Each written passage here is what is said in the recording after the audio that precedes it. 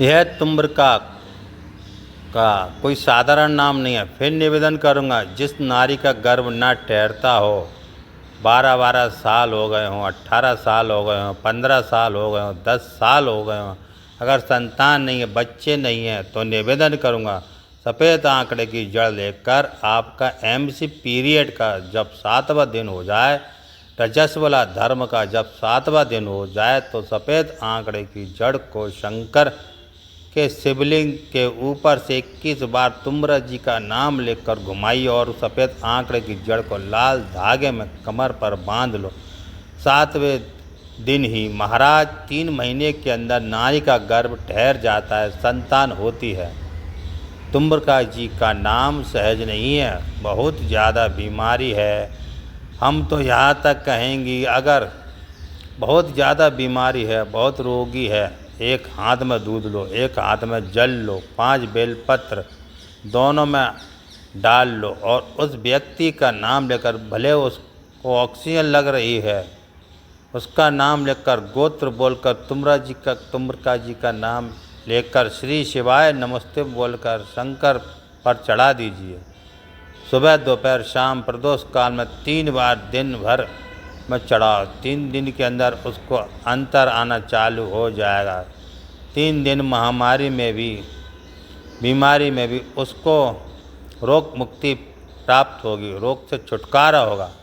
तुम्रुका जी का नाम शिव का स्मरण, भगवत भजन का एक लक्ष्य तत्व है। महाराज तुम्रुका जी का नाम कोई सहज नहीं। शंकर के सबसे बड़े उपासक अगर कोई गिने जाते हैं तो श्री तुम्रका जी गिने जाते। शिव के लिए सहज, शिव का स्मरण, बहुत बीमारी में भी शंकर का तुम्रका का नाम स्मरण। हाँ, एक बार तुम्रका और श्री हनुमान जी का मिलन भी हुआ, उसका भी व्याख्यान वर्णन कल की कथा में अपन करेंगे, उसका भी वर्णन करेंगे। श्री हनुमान जी महाराज और तुम्रका जी का मिलन वो भी अपने स्मरण करेंगे, वो भी अपन देखेंगे। कोई सहजता नहीं है महाराज।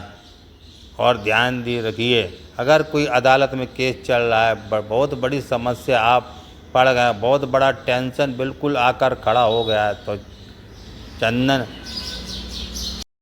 हो गया है तो लाल चंदन, एक लाल चंदन बाजार में मिलता है, पूजन वालों के यहाँ यह पूछना, लाल चंदन आता है, वो लाल चंदन को घिसकर उसमें थोड़ा सा तिल्ली का तेल डालकर महाराज हाथ में चंदन को लेकर शिवलिंग पर लगाएं और बड़े के पेड़ के नीचे बड़ के जड़ में जाकर बटेश्वर महादेव का नाम उस चंदन को लगाएं। उसी चंदन का हाथ किसी रुमाल या पर लगा लीजिए और उस रुमाल को जेब में रखकर कोई बहुत ज़्यादा दिक्कत और परेशानी उस स्थान पर उसको लेकर बैठ जाए। मन को की शांति होगी और कार्य भी सफल होगा और सफलता प्राप्त होगी। बस तुम्रका जी का नाम का उसमें स्मरण करना है, कोई सहज नाम नहीं है। फिर निवेदन करूँगा, नारी अगर बच्चे को जन्म देती है और बच्चा 4 महीना 6 महीना तक गर्भ में रहता है, उसके बाद आवासन हो जाता है, तो एक नारियल पर, श्रीफल पर स्त्री के हाइट की मोली मतलब नाड़ा जो हाथ में बांधते हैं, लच्छा, उसका नाप लीजिए और तुम्र जी का नाम ले, उस नारियल का लपेट कर अपना नाम और गोत्र बोलकर शंकर जी के शिवलिंग के पास में जो जलाधारी होती है, चारों तरफ